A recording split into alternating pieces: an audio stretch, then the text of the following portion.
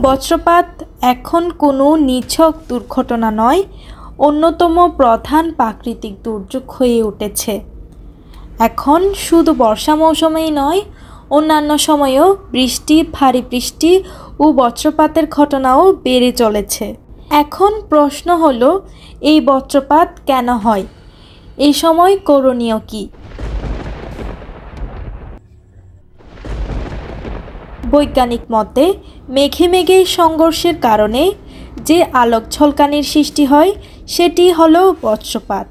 মেঘের ঘর্ষণে যে ইলেকট্রোস্ট্যাটিক্যাল ডিসচার্জ তৈরি হয় সেটি হলো বিদ্যুৎ।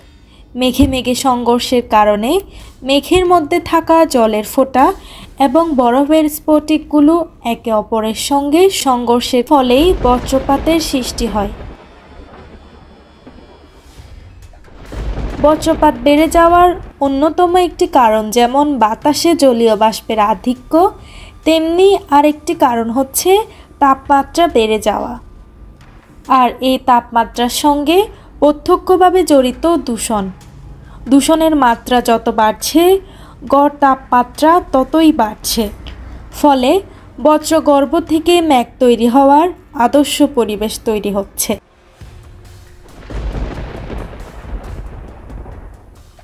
আমাদের দেশে প্রতি বছরই অনেক মানুষ বজ্রপাতের কারণে মারা যান। তবে সতর্ক থাকলে বজ্রপাতের মতো দুর্ঘটনার হাত থেকেও বাঁচা সম্ভব। জরুরি কারণে বৃষ্টিপাতের সময় বাড়ি থেকে বের হলে রাস্তায় অবশ্যই সাবধান থাকতে হবে। বজ্রপাত ও ঝলকানিতে আতঙ্কিত না হওয়া দরকার। দ্রুত নিরাপদ আশ্রয়ে চলে যেতে হবে।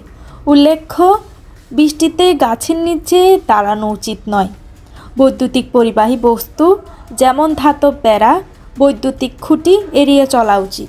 এছাড়াও মোবাইল ফোন থাকলে সেটিও বন্ধ করে রাখাই ভালো, কারণ মোবাইল ফোন থেকে নির্গত বৈদ্যুতিক তরঙ্গ বজ্রপাতকে আকর্ষণ করতে পারে, ফলে তড়িৎ-আহতের সম্ভাবনা বেশি থাকে। বজ্রপাতের সময় বাসায় থাকলে ফোন, কম্পিউটার এবং অন্যান্য বৈদ্যুতিক সরঞ্জাম, রান্নাঘরের ধাতব পদার্থ থেকে দূরে থাকতে হবে। বজ্রঝড়ের সময় জানালা, দরজা বা যে কোনো প্রবেশদ্বার থেকে দূরে থাকতে হবে।